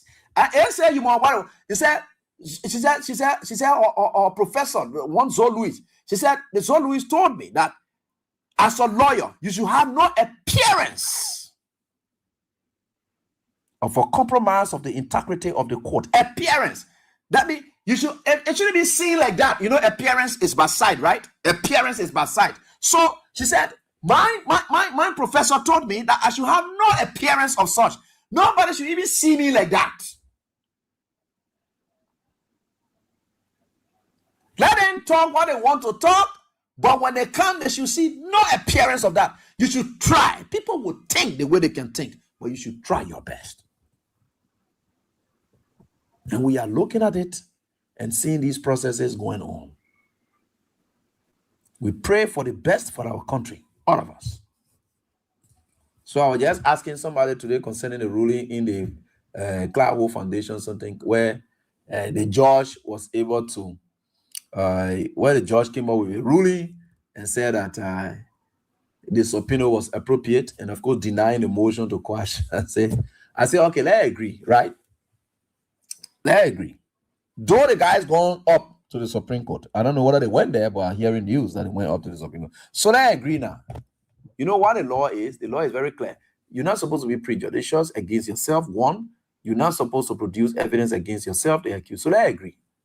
Let us take the reasoning of the court and employ it right here on the show. The reasoning of the court.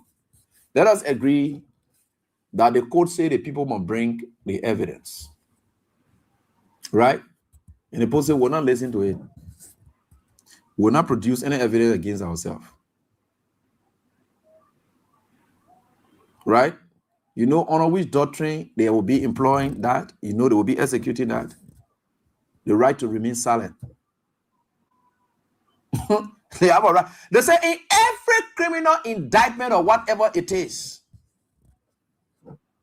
my right to remain silent, according to the Supreme Court, cannot infer guilt. Not because I now want to speak. Because you carry me to court now, you indicted me, you say I'm a criminal. You carry me, you say I did SYZ. When they call me for me to go to, I say I don't want to do anything. Let them prove a case against me. What a big deal about that. You can't infer guilt. That I'm guilty, no. So let's agree now that the court say what they call it, the post say we're not doing it. So when the court now order and whatever, and they see asset recovery will have to prove their case before they can seize that place. How will they prove it? And then people then say we're not giving anything or we're not present anything. We got nothing to present. Will that infer guilt? Can the court wake up and say, you know, I want to learn now. I'm still learning. I want to know that. Can the court, right?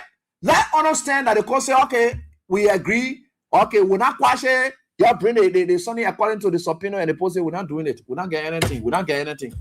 Or we don't have anything at all. What in the asset recovery will do? And the state got to come prove their case. What in they will be proving their case on? Because even if you went to court and there was a default judgment against a party, the law still says that you who won that default judgment, you must still prove your case before you can win. They don't just give you it. No. You must still prove your case. What a saver or whatever it is, you still got to prove your case. Default, where there is default, where there is even whatever, you still got to prove your case. So you carry somebody to court, the person not come there, and whatever, you file a motion for the default judgment against the person, and then the court grants that default judgment. Still, you got to come and prove your case before that judgment can be effected. You can enjoy the fruit of that judgment. You must prove your case. Don't that party not come here, but you must still prove it. That's what the law is. So the whole noise they're causing all over the place.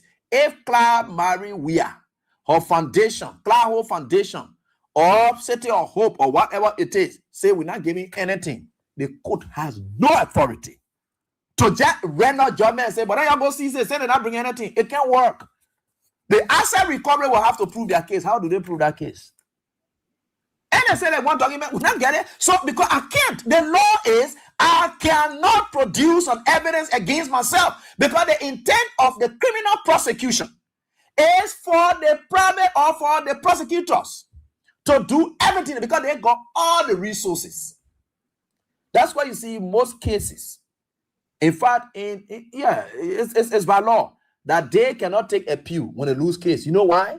Because they get all the resources at their disposal. They're able to investigate. They're able to travel anywhere they want to travel. They're able to get any evidence they want to get. They get all the resources at their disposal. So for them to lose a case, then they go appeal on it on what? Only the defendant have that right of appeal. Right? Because that's it. So the state that got all the resources, right? So you come now, you tell me, say, Abby stole my watch. Then we go to court. The judge asks you, say, Abby, did you steal the man's watch? No, I didn't steal it. What do you have to say? Nothing. I just tell you, say, I didn't steal it, but let him prove that I stole a watch at all. I say I didn't steal it. Simple.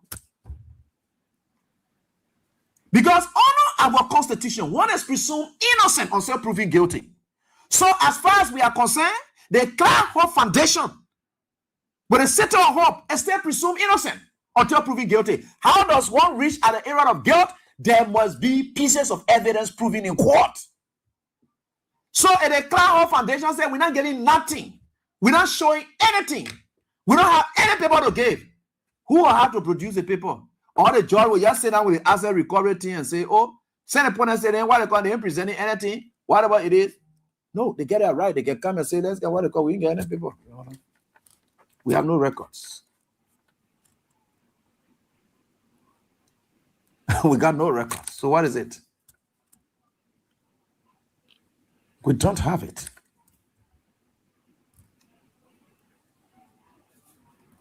So you just say, oh, say they ain't what they call in the year and there, who they ain't content, who they yeah, they what they call. It's no disrespect. We don't have it.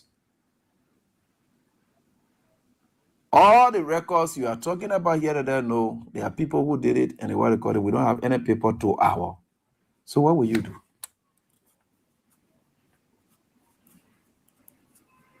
You will just say, oh, asset recovery, oh, you go take the property, send it in what they call, so you take it, I forget the property. Have you people been to court? Most of you here, have you been to court? Have you ever seen default judgment?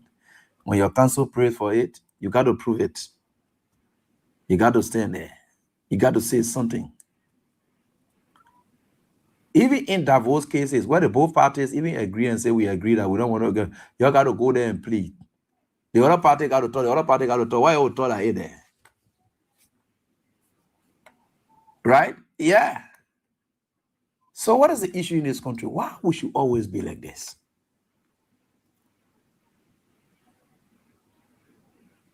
What is the issue?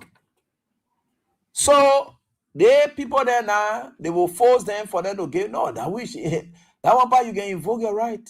That one a constitutional issue now. You cannot force me. It's constitutional. It's not statutory. This is constitutional mandate.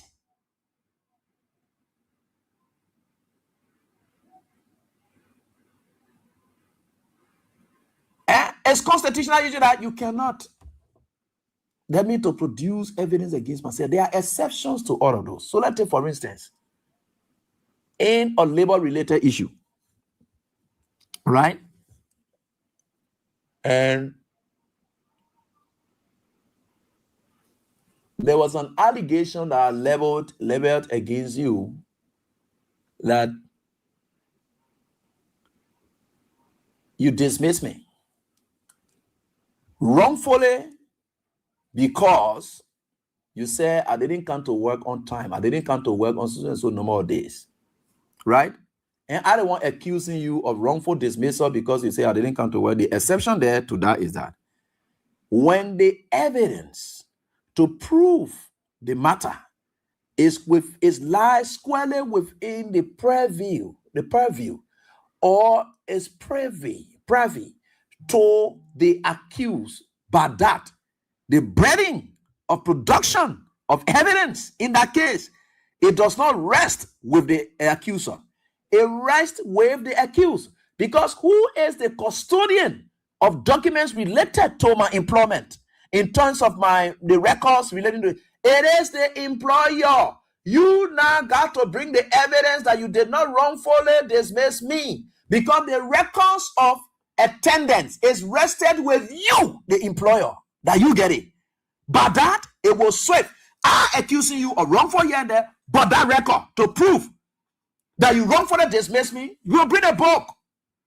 That record shift, that burden will now shift on the accused. You see, we are all Liberians, right? We are all Liberians. The way things happen in this country, we have to be very careful. So the guys have gone upstairs. They're going to do their stuff, whatever it is. Let's watch what the law is. The law is still understood to be the law.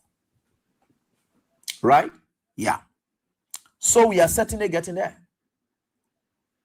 We are certainly getting there. And we'll look forward to more of these kind of conversations, especially as we go forward. But the justice system should be very careful. Because the appearances are things that people like us know when I want to go. And I still have extensive credibility within the justice system. That my lens I'm using now, my legal lens, that what I'm using now, I have extensive credibility within the judicial system. But we can watch out and see what comes from out of it. The asset recovery people, they are very useless in their proceedings. The way they are doing things, I don't know. They may think that, you know, a lot of things happen in this country, and God is trying to set this country on the right path. God is really setting this country on the right path. You may look at it and say, oh, Jesus, but God's spoiling the country. No. God is exposing a lot of things. There are people in this country who will end up the people like Jenkins Cowden. They will still be living but dead. There are people in this country who will be like Jenkins Scout then? They will be living but dead. I can show you that. I know that one too good. It could be anybody from any sector. It could be people in the executive today. It could be people in the judiciary today. Whatever it is, anybody, God is preparing something. God is leading certain people to their slaughter. And you will see them. You will see what will happen to them. Just watch it. I'm telling you here today. You watch it. There are people in this country. People will look at them and tell them, say, "Ain't your honor Joseph Boga government? Ain't your come here with all the things you're doing, all kinds of things you're passing around. You're just grabbing people and putting them in jail, passing here and doing they want. You got to think. How they are going to be thinking about your future? You should be thinking about your future. You should be thinking about your future, not me. Because what you're doing is absolutely wrong. Absolutely wrong. Today, you're sitting there, you come here with it one, oh, we'll come out with it one, yeah, that's your business. Tomorrow is Wednesday, right? Yeah, today is Tuesday, tomorrow Wednesday. Tomorrow I will come up with something relating to integrity in governance. And it will be from the transport ministry. Selitara, who are making all the money and there, blah, blah, blah. He wrote a communication to LRA boss Double Jala and saying that they must close all the windows for vehicle registration relating to the LRA at that building there. I will read the letter for you. I put it up, but we're not going to read it tonight. It's there. I want to take us extensive time on it on tomorrow. So that's it. Let us trust the process. Let us trust the court. Let us see how the court goes through with this process to see whether the whole thing about producing evidence against yourself, a different story we want to hear. Maybe the Supreme Court will give different interpretation to it again. So let's watch the process. Because we are still speaking from the perspective of what we already know normally that's supposed to happen. That if you say that you did that, you get all the resources in the world. You're not able to get evidence against somebody, all the resources you have in the world. You think the American people, how they managed to grab Stanton Waterspoon? How they managed to grab Stanton Waterspoon? All the resources. Yes, and their government, the office of the First Lady that they say Cloud we are used to build that place. That office is currently occupied by Katumu Bwaka. Cloud we did not even know that her husband was going to lose the election. So that office is still there. You could not, with all the resources as a government, you're not able to gather evidence to the extent that you are lazily coming to somebody say, produce the evidence against us. That's weak. It's like a policeman going out there to do criminal investigation, and the policeman say, "Oh, you that down there, I want for you to bring." The person say you stole their phone. Bring all the phone that you say you get in that place there. Okay, you're very lazy. That's being lazy. You are using the court to help you in your fishing expedition. You know what they call fishing expedition in law? I go Google that one. Y'all know it. So you go to the court, say, "I'm begging you, and I'm where, I'm not getting it. I want for you to please help me. Please, I'm using your hand now to tell the people then, you have to bring the evidence again." They say, with all the resources you get as a government, the American government investigators will tell you that they want to go and tell the person, say, produce they want subpoena. People, man. What can I put in the answer? Do you know at what point you subpoena? You must first initiate an action before the court. And there are certain documents that only you able to have. But we must find a probable cause. People don't just run to court out of fake something. You must have a probable cause. A probable cause. Look, oh gosh, this country.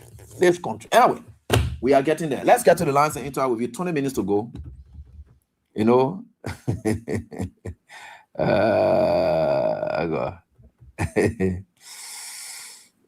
We are getting there. Let's get to the lines and interact with your callers. Hello, how are you doing? Hello. Yeah, let's hear from you.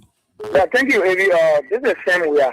Yeah, Sam Weir. I'm joining from a Louisiana resident. Eddie, you said something that is very touching. The issue that has to do with this time has come to know who loves this country, and most especially when it comes to President Weir and civilians. Maybe surprising is not only people from the United Party. Even some of our brother, we benefited from the CDC. They turn to agents. But what would take that in short, President will come back to power. What do you need to do to remain consistent? And see how better we pull our pieces together. And it's very frustrating. Thank you, man. Thank you. Thanks, boss, for your contribution. We appreciate that, and we are certainly getting there with God. Remember, all things are possible, and we will get there, no matter what it is. Hello, how are you doing? Hello, my sister, hear from you. Thank you. Oh, my son, ABU, like he told the lawyer, I want to ask my little question. So, let's have a massive guy from Maryland, Cancer. He says he's going all over the place, finding people that corrupt the system and took money. So, he get evidence, he just want to quote. So, people bring evidence, all the money people get in there, massive. So, first cases to go from place to place. So, he get one paper, one document. So, put to the government that yes, indeed, we get evidence against the people. And this class with your foundation, there's been many that will do the post to come and get all evidence.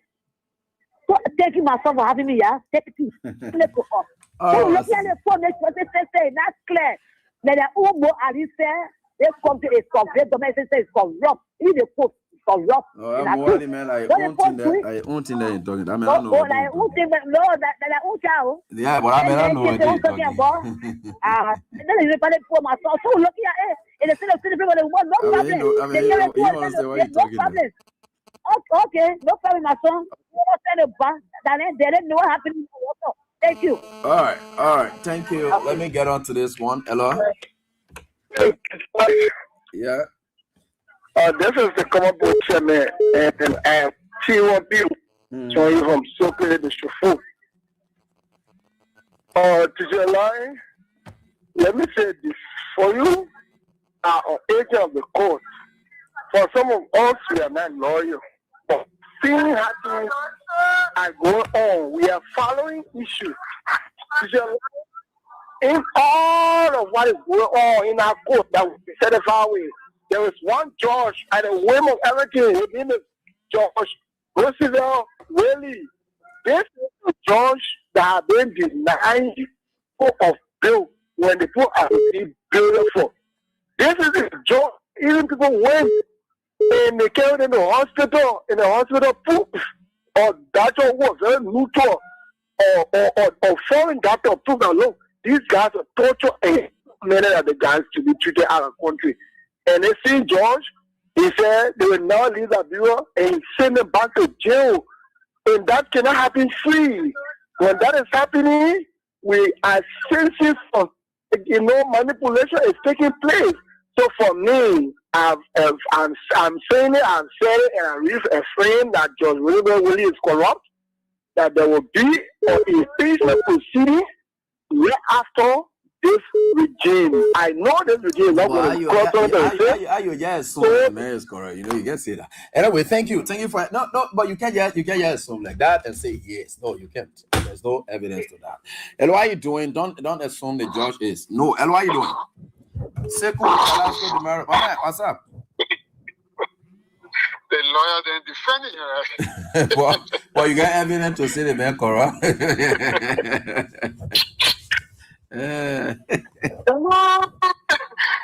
how are you, man? I'm doing fine. Yeah. As usual, thank you always, Abby. And it's always a pleasure listening to you with your insightful contribution to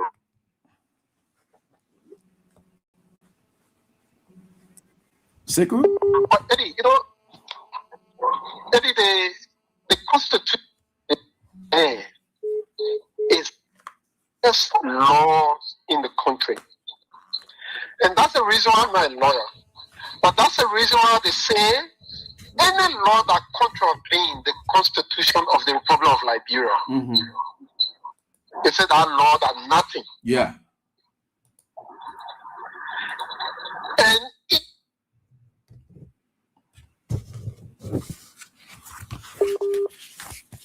because it's spelled out there clearly. Sego, you wanna call me direct if you can for the interruptions because these things. Yeah, please. Yeah. Okay. Sure. Yeah. Sekou Carrasco de Maros from the office of the former president of the Republic of Liberia and a very close son and friend to the first family and in the Republic of Liberia. Sekou Carrasco de Maros is going to render what it is that he's saying so far from all these that are happening. So let's hear him out. Sekou, let's hear you out. Thank you, Eddie. So as I was saying, it's clear. And Eddie, the Supreme Court, at times the lower court, we can say sometimes the lower court can be political at times.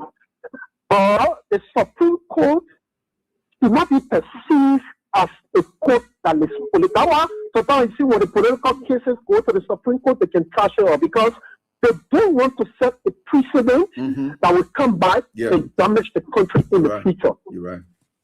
And clearly this case is political and no day. I mean, it should not even take no time for the Supreme Court. Since they have been taking the fact that the Clark Foundation is conducting herself in this lawful manner, it doesn't. Hey, Sekou. Anyway, Sekou. I hope I can get you back if I can, so that you can conclude. And hey, Leo, what's up? Yeah, Leo, oh man, I got this stuff. Yeah, since that time I put the delicate phone on here to what it called. Anyway, I will try my best to acknowledge it. But we are getting there. Let me get to this one while waiting for Sekou Carrasco. Hello. Thank you very much. Yeah. Ibi. Yeah, let's hear from you. Ibi, thank you very much. Ibi, thank you for always giving us the opportunity and always making it a business to come and provide us this opportunity to know what is happening in our country. For Ibi, for me, what I'm seeing, I'm sensing a dangerous trouble ahead of us.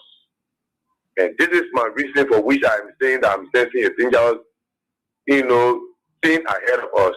Look at the Solicitor General is from Lofa County. The Chief Justice is from Nimba County. In my mind, they are protecting their constituents instead of interpreting the law. Yeah, the reason is look at how they are interpreting the law. They man, how do you call it, man? Say, how do you call it, guy? Solicitor General, how do you call it?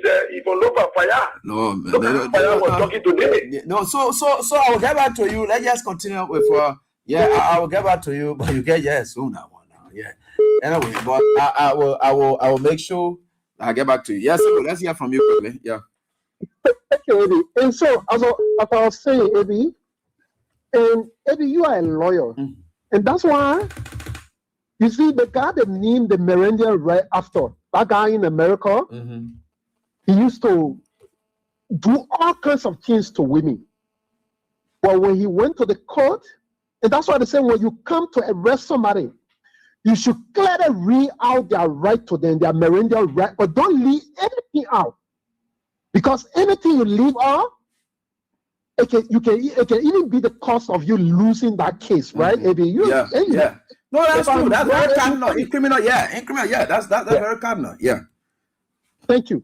So you can come to me and say, you rightly said it, Eddie.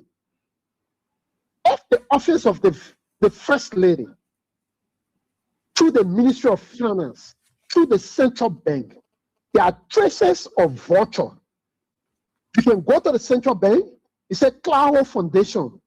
There are traces there. You can say, what kind of voucher that came there from the Clark, the office of the... you can trace it from there. Yeah. With everything you have in your possession, you get control of all of the documents, like you've been doing, like the rescue government. They have bastardized all of the laws of the country so they can do anything that they wish. So, but for you to lead them and say you're coming after this lady, the husband that will not win a president, but create an opportunity for underprivileged children, that young girls that never thought that they could open computer, that you will come and go after her. I want to say this clearly, Eddie. Eddie, this is not a threat, and I said it today on Julius's show. This is not a threat, but this is the final point.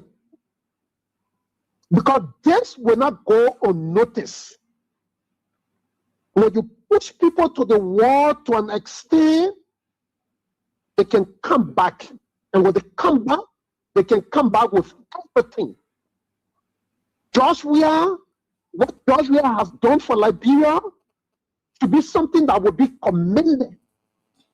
But you can't come as Joseph Boakai. You can't come and want to push this country into unnecessary dispute. No. But going after Claudia is a clear indication that you want this country to retrogress. You want us to go into something. You are forcing people home. You conniving with Nigerians, all kinds of people, to make people homeless.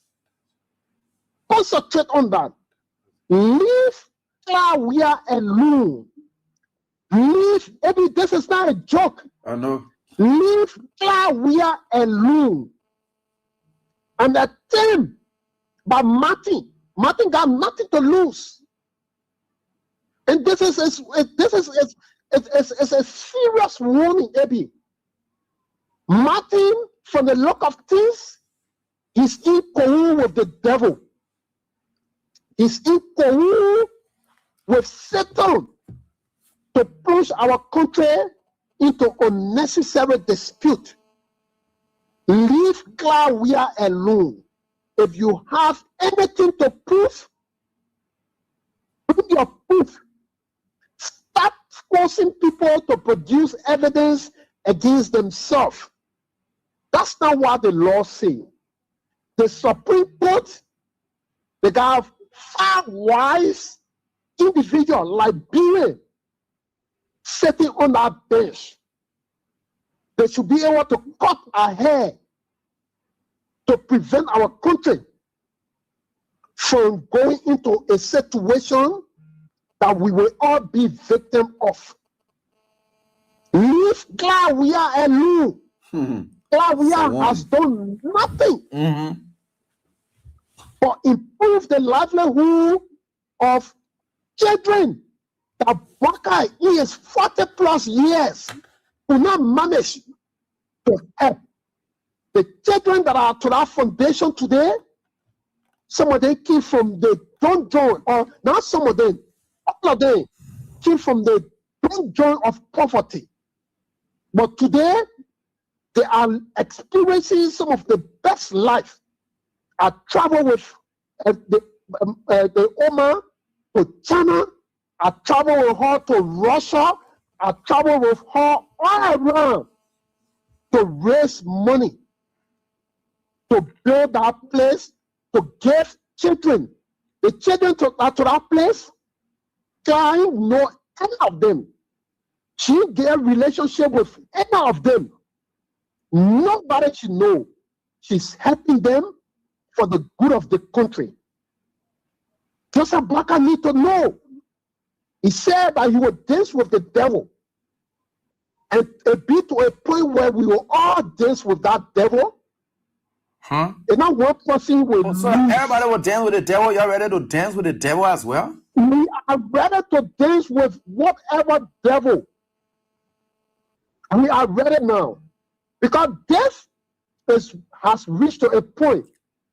This is not trying to abide by law. This is a clear provocation by the United Party government, by Joseph Boakai and his people. This is not abiding by law. This is provocation. This is not what we call respecting the law. Even though we know that the United Party is a non-respecter of our laws. But this has reached to a point that we all need to dance with the devil. And I can assure you, maybe on this show today, that we will all dance with that devil. I just wanted to make that point very clear so it can be that, yeah, it was said, it is on record that these people They don't mean well. They are coming to push this country into unnecessary rigmarole. And parents, we went through years of instability. There was people like George Weah that stood and said no.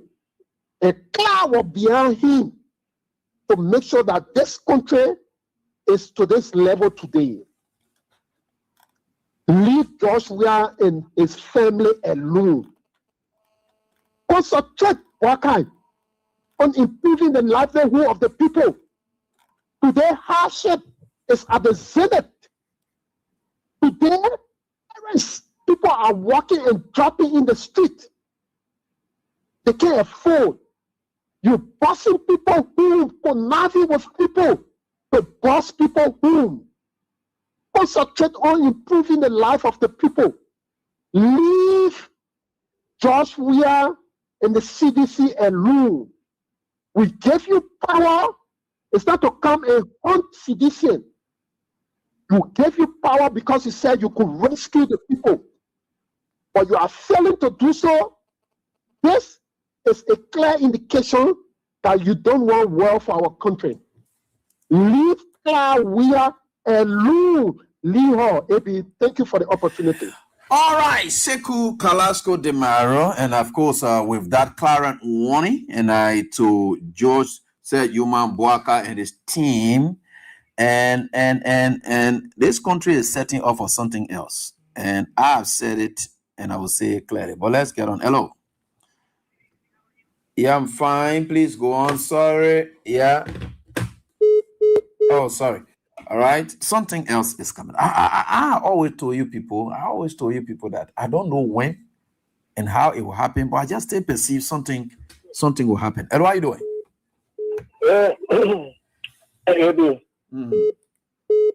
Yeah, this is Edmaka, and I'm the visual impaired that is pushing for the return of President Weah. You know, a quite frustrating for the judiciary to behave the way it is happening, and the whole access recovery thing from the Genesis, the only group of people that they have gone ask for are the CDC people. Okay, they went for Sinabonoka, they left from there, the John Bian, Asante. I mean, now the Asante, they left from there, they went for another the real essay of Sinabono. Now continuously beyond the Cloud Foundation. Amen. So you want to tell me that the law will continue to destroy the law because you want to achieve whatsoever that you want to achieve? I think, like, I've read something that Nathaniel Marquez wrote. I think they need to take some stand too. I don't know whether they have that right to invite the judge, you know, to answer some questions, because the reader that Nathaniel Marquez put on that read, he pushes something that because when he said we will not sit here and allow you to destroy our constitution and our country, I think they should have some oversight to let the judge can already explain some things, what are they going on, because it's quite disturbing. And one of the things the guys are going after, they want to get because you know what I mean. 2 years since President Weah left power, 2 years they have been able to manage that room, still helping the Liberian children. And they are thinking how it's happening. So one of the things they want to do, they want to get that contact when they get it available to them so that they can start using their evil deeds to play evil in the heart of these donors that are helping the Liberian children to get quality education. But yeah, we can say this to you, madam. You are our mother.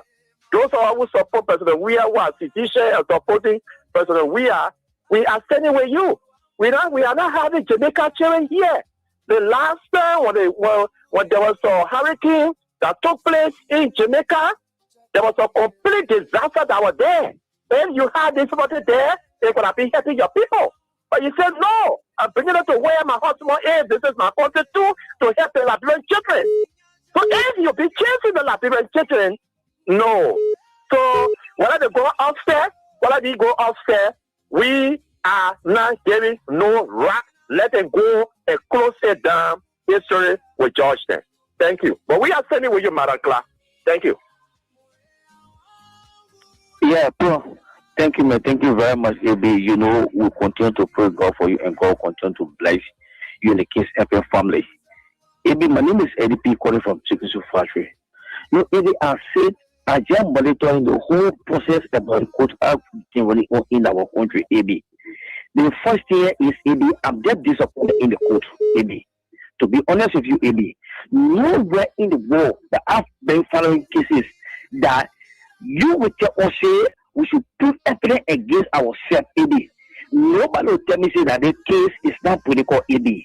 We know what the people want from the people, and the woman of Joseph Banker, she want to take the area. This is why they doing everything necessary to take the area from the woman, AB.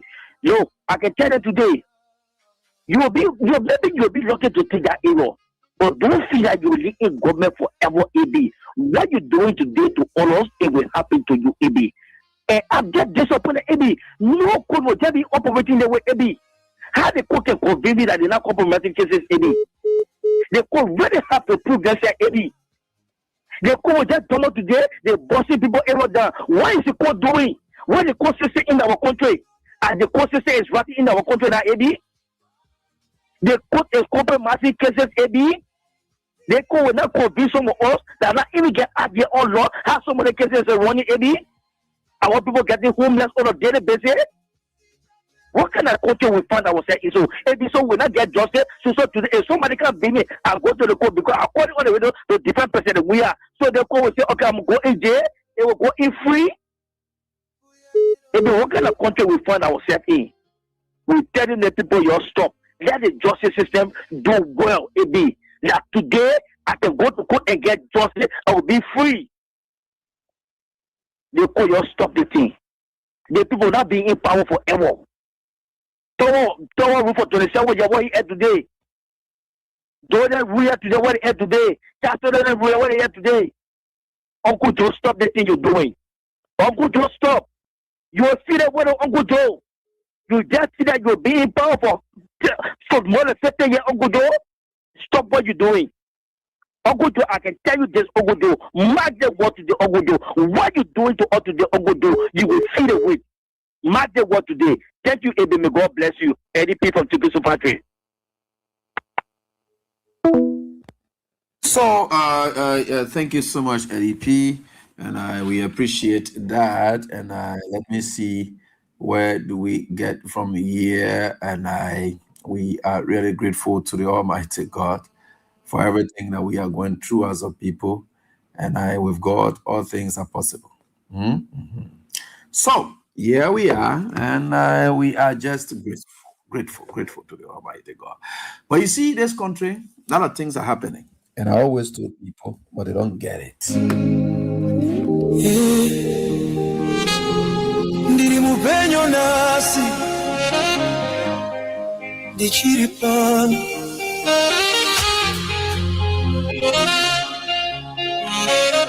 The only conditions on a criminal prosecution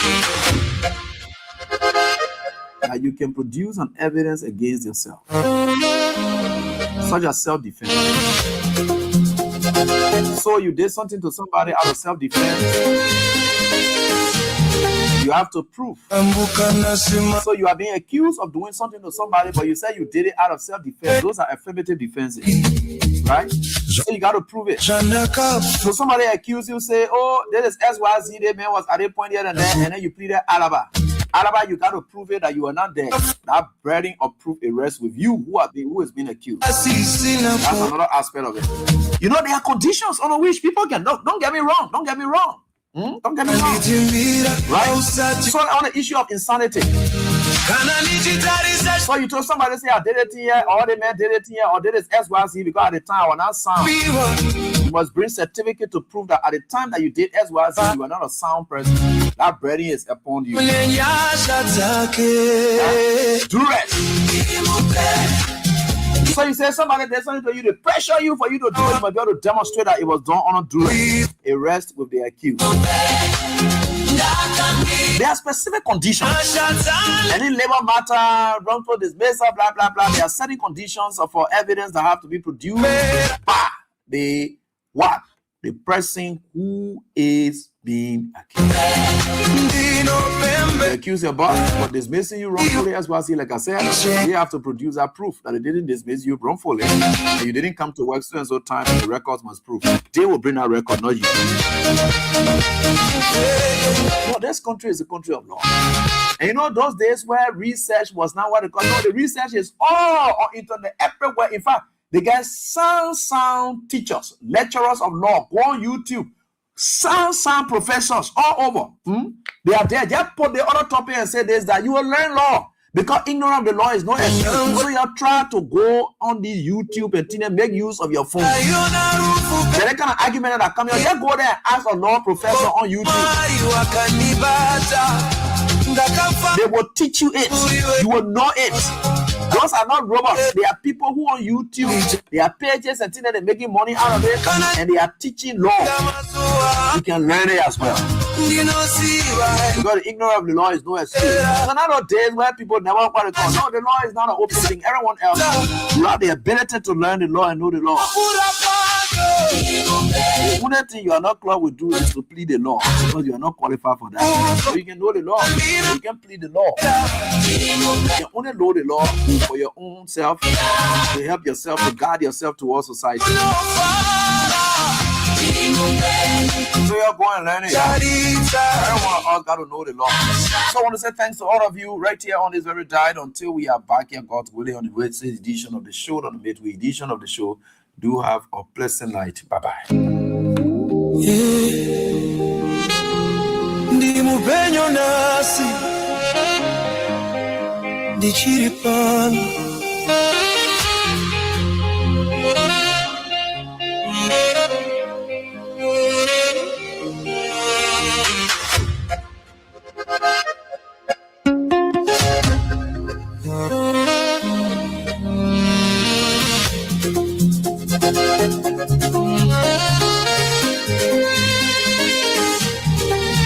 Ndakambuka nasema wanani mweya uri mupenyu mumuviri zvakawanda zvandakapfura asi ndakamira handina kuwira pane mazuva ndakafunga kupera misodzi yakawira pasi isina kuona asi Mwari vakandisimudza vakanditimbira hausati wapera kana nichitarisa shure kwandafa ndinoona nyasha dzandakapiwa